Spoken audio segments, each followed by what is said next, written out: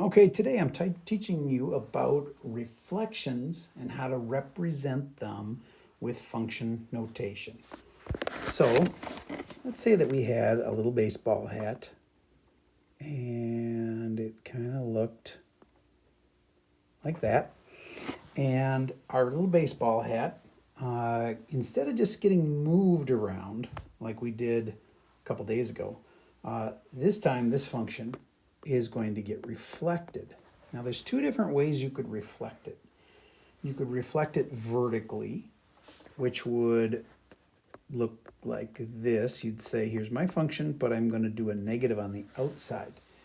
Do you remember me talking about horizontal changes would be on the inside and vertical changes would be on the outside? Remember the high-vo thing? So since this is a vertical reflection, the negative in front is a reflection, then that means we're going to vertically reflect this over the x-axis. You know, that's the x-axis and this is the y-axis. Okay, so how do you do that? Well, you take all of your points and, for instance, let's look at this point, which is at 3, 2. Right there, that's 3, 2.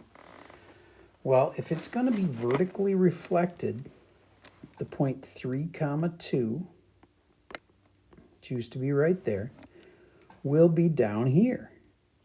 Now, I want you to note what really changes. Does the x of the point change? Well, it's still 3. No, the y of the point becomes -2. So notice the stuff on the outside of the function changes the y, and look, my y changed from being +2 to being -2. So you just slap a negative on the y value if you're reflecting it vertically like this. Now I can actually just draw it and know that, oh, this would be very tempting to go like boop. No, that would be moving it down. That would not be reflecting it. All right, so you got to go back and erase that out. But reflecting it would mean you'd go, okay, let's take this point right here, which used to be on my old function, and that was at the point -1, 4. And now that's going to become, it's still kind of -1 and 4, but it's -1 and -4. So that's down here. So maybe you can see how my little hat has been reflected vertically, which again would be a negative on the outside. Like this one right here. With, again, there's a negative on the outside. Now what if I had reflected it horizontally? Let's just do another one here to talk about a horizontal reflection. So let's say we have a function and we'll use a little mountain range, and let's say that that little mountain range kind of looks like an M. Okay, if that's my little mountain range and it's called f of x, and I do a vertical reflection like I just did last time, that would mean it's going to flip upside down and all of the y values become the opposite of what they were. The x values are actually the same. There would have been the vertical reflection. Okay, but I was intending to show you a horizontal reflection. So that means I take and I'd say my f of x isn't normal, it's f of -x. The negative is on the inside. That's a horizontal kind of reflect. That's going to go this way.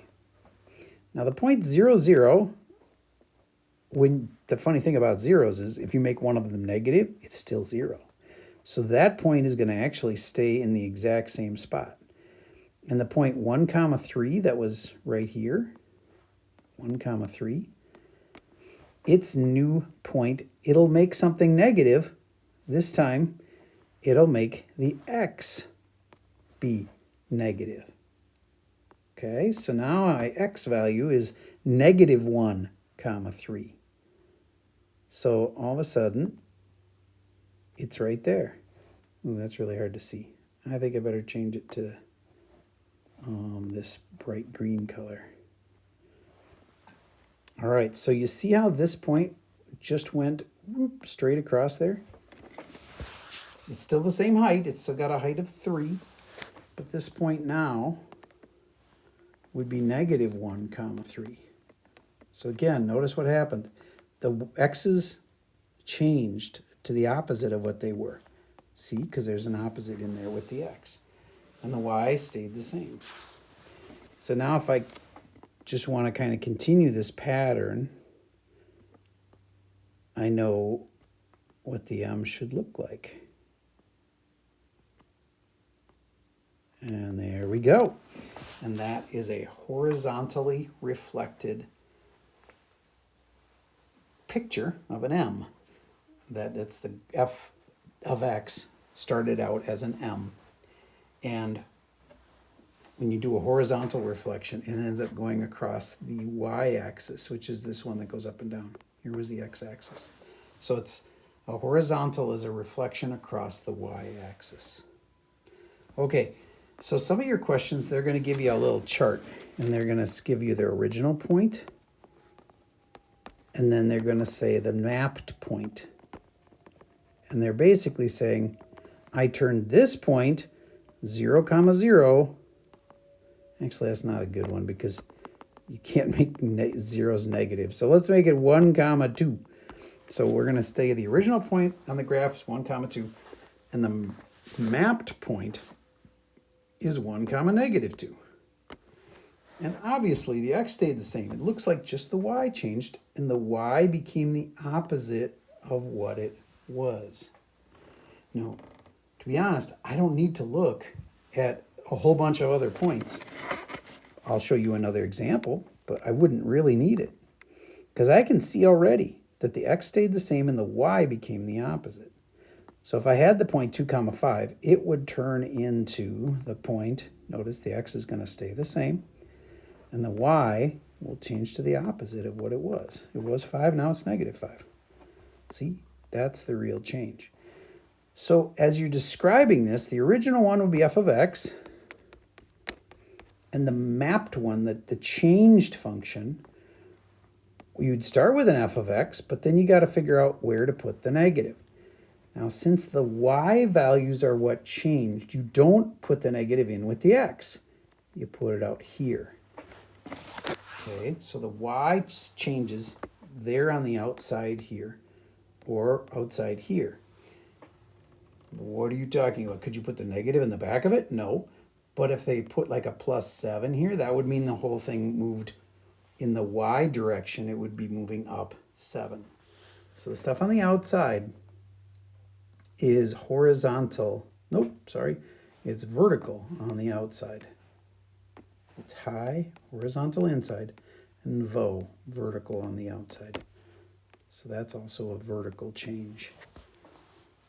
Okay, so if I was writing this equation now for this new mapped point, it obviously hasn't been moved up 7.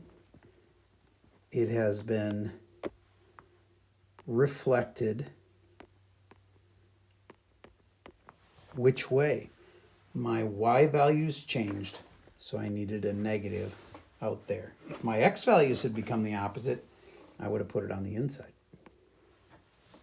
All right, so here's a little more complicated example. Let's say that the original point versus the mapped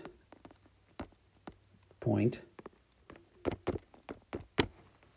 let's say that changes from 5, 8 to -5, 10. Now you have to look for and see which one was the reflection. That's where you multiply it by a -1. That's where it becomes the opposite of what it was. And you see how the 5 changed to a -5? That's showing you that they multiplied the x by a -1. So if my original function here is f of x, my new function would be also f of x, but leave myself some room here to tweak it a little bit. It looks like the x value became the opposite, so we put a negative in there because I wanted my x to become the opposite. And then my y value went from 8 to 10. It went up 2.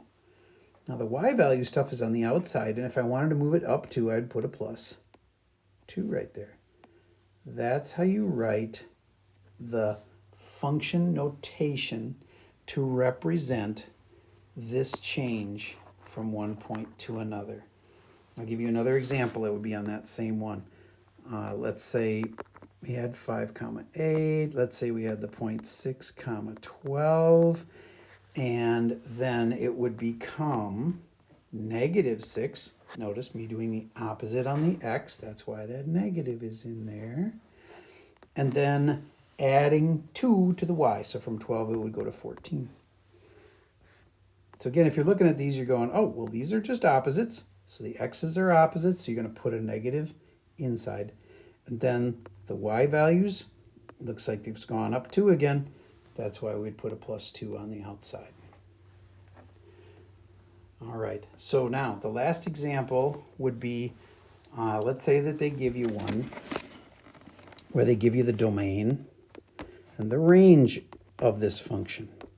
They say the domain is from 0 to 5, and the range is from negative 3 to 3. If that's your function, if that's f of x, what if they tell you, hey, I want to do this to it. I want to change it and make it the opposite of all the x values. The negative is on the inside.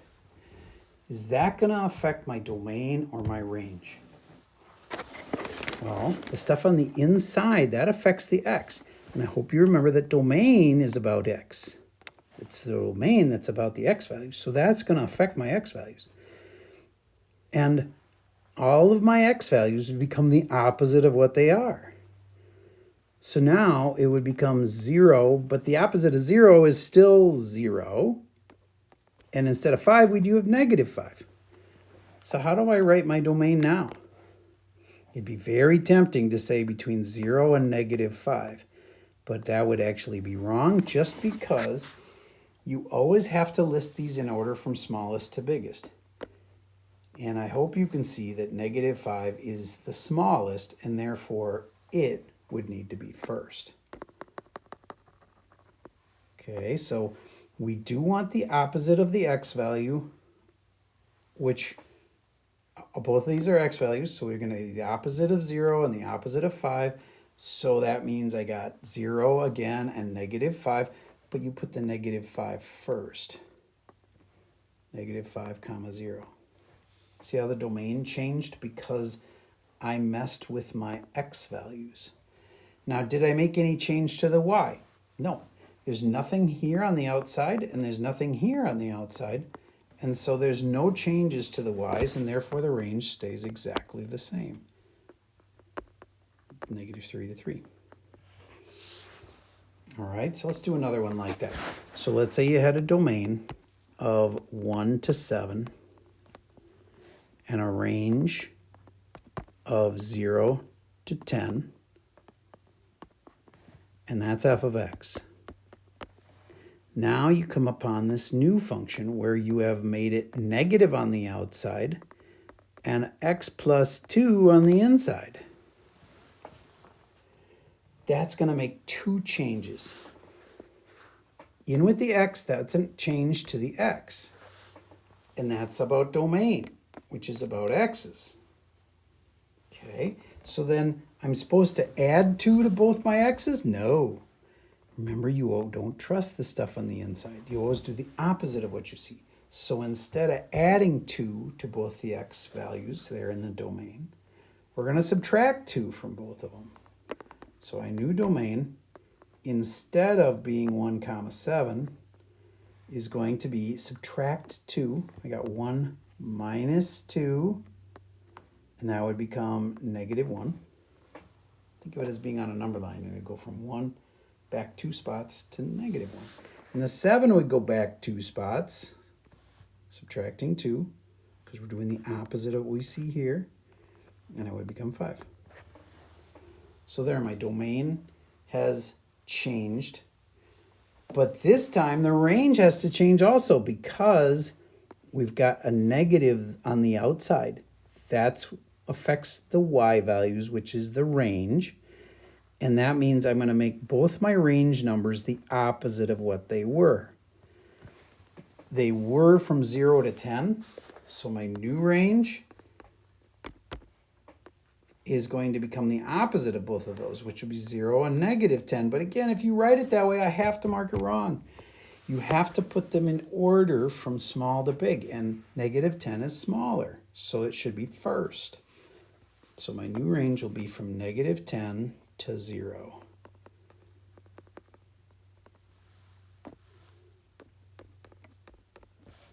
I think you get I just made it the opposite of both of these because there was a negative on the outside there.